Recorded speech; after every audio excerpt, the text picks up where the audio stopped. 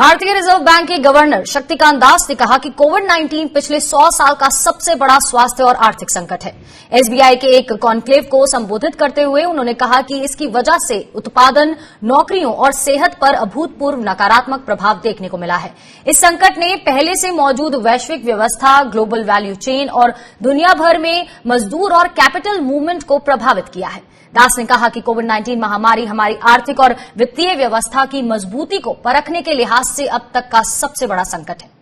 और शक्तिकांत दास ने कहा कि देश में कोरोना वायरस के मामलों में लगातार वृद्धि हो रही है और दूसरी तरफ कई आर्थिक मोर्चों पर रिकवरी के संकेत नजर आ रहे हैं। दरअसल आरबीआई ने कोरोना वायरस की वजह से उपजे संकट को देखते हुए कई तरह के उपाय किए हैं। देश की आर्थिक परिस्थितियों को ध्यान में रखते हुए पिछले 2 द्विमासिक बैठकों में रेपो रेट में कमी कर चुका है। इसके साथ ही सिस्टम में नकदी की पर्याप्त उपलब्धता सुनिश्चित करने के लिए भी केंद्रीय बैंक ने कई तरह के कदम उठाए हैं। Outbreak of COVID-19 pandemic is unambiguously the worst health and economic crisis in the last 100 years during peacetime, with unprecedented negative consequences for output, jobs and well-being. It has dented the existing world order, global value chains, labor and capital movements across the globe. And from February 2019 onwards, on cumulative basis, we had cut the repo rate by 135 basis points till the onset of the COVID-19. Now, consistent, and that was done mainly to sort of deal with, to tackle the slowdown in growth, which was visible at that time, and we had elaborately touched upon it in our MPC resolutions.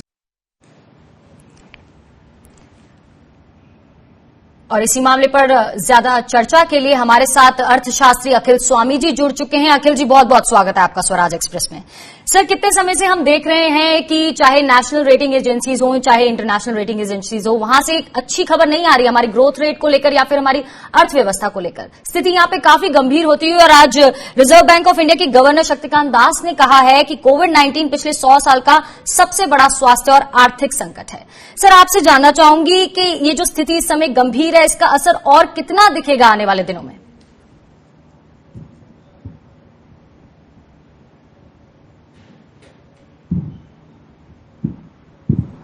अखिल जी, क्या आप मुझे सुन सकते हैं? हम अखिल जी से दोबारा जुड़ने की कोशिश करेंगे। आपको बता दें कि आरबीआई गवर्नर शक्तिकांत दास का बयान सामने आया है और उन्होंने कहा है कि कोविड-19 पिछले 100 साल का सबसे बड़ा स्वास्थ्य और आर्थिक संकट है। वहीं वित्तीय सिस्टम और अर्थव्यवस्था को बचाने के लिए कई कदम उठाए हैं और यहां कहीं ना कहीं वो कह रहे हैं कि हम आर्थिक मोर्चे पर रिकवरी करते हुए आरबीआई ने कोरोना वायरस की वजह से उपजे संकट को देखते हुए आपको बता दें कई तरह के उपाय किए हैं। जैसा कि उन्होंने अपने बयान में कहा है, देश की आर्थिक परिस्थितियों को ध्यान में रखते हुए पिछले 2 द्विमासिक बैठकों में रेपो रेट में कमी कर चुका है। हमारे साथ अखिल स्वामी अर्थशास्त्री जुड़े हुए हैं। अखिल जी, क्या आप मुझे सुन सकते हैं? सर जी, स्वागत है आपका सर स्वराज एक्सप्रेस में। सर, नेशनल रेटिंग एजेंसीज हो चाहे इंटरनेशनल रेटिंग एजेंसीज हो, बहुत ज्यादा अच्छी खबरें नहीं आ रही हैं हमारी अर्थव्यवस्था को लेकर। और अब जब आरबीआई के गवर्नर शक्तिकांत दास खुद कह रहे हैं कि कोविड-19 पिछले 100 साल का सबसे बड़ा स्वास्थ्य और आर्थिक संकट है, आपसे जानना चाहूंगी कि अब इतनी गंभीर स्थिति है, इसका असर और कब तक दिखता रहेगा? सर,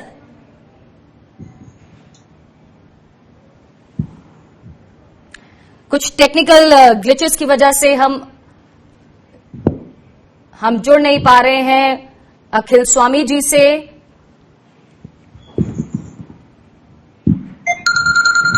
ये मुद्दा बहुत ही अहम है, हम अर्थशास्त्रियों से जुड़कर उनकी राय जानना चाहेंगे इस पर। और आपको बता दें, आरबीआई के गवर्नर का यहां बयान आया है और उन्होंने खुद कहा है कि कोविड-19 पिछले 100 साल का सबसे बड़ा स्वास्थ्य और आर्थिक संकट है।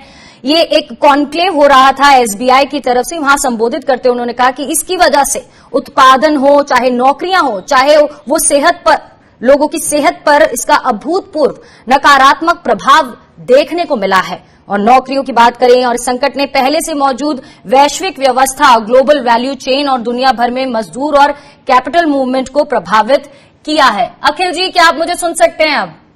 जी हाँ। जी सर, आपसे जानना चाहूंगी लगातार अच्छी खबरें नहीं आ रही हैं अर्थव्यवस्था और ग्रोथ रेट को लेकर। रेटिंग एजेंसीज ने भी कितनी हमारी रेटिंग्स गिरा दी हैं और अब आरबीआई के गवर्नर भी कह रहे हैं कि ये 100 साल का सबसे बड़ा स्वास्थ्य और आर्थिक संकट है। सर, ये जो अभी गंभीर स्थिति बनी हुई है, इसका असर और कितना दिखेगा आने वाले दिनों में, ये जानना चाहूंगी आपसे। देखिए, वास्तविकता में जो पूरे विश्व में संकट है, जो आरबीआई गवर्नर ने स्वीकार किया, बिल्कुल सही स्वीकार किया, ये वास्तविकता है और ये एक सिस्टमैटिक रिस्क है। सिस्टमैटिक रिस्क का मतलब जो सिस्टम में सब देशों को प्रभावित करेगी, पूरे विश्व को प्रभावित करेगी। अब आइए अनसिस्टमैटिक रिस्क पे। देखिए, जो कंट्री स्पेसिफिक रिस्क हैं, उनका एनालिसिस करना बहुत आवश्यक है। ये जो वैश्विक एक समस्या आई है, इसका प्रभाव जो विकसित देश हैं उन पे कितना होगा और अविकसित देशों पे कितना होगा। देखिए, वास्तविकता में विकसित देशों के पास इतनी संपदा है कि उन्होंने अपनी डिमांड को बचाने के लिए और अपने देश के नौजवानों की नौकरी बचाने के लिए अपने पूरे पैसों के द्वार खोल दिए हैं। भारत जैसे देश में जो समस्या है कि जैसे आरबीआई गवर्नर साहब ने कहा कि उन्होंने रेपो रेट कम किया।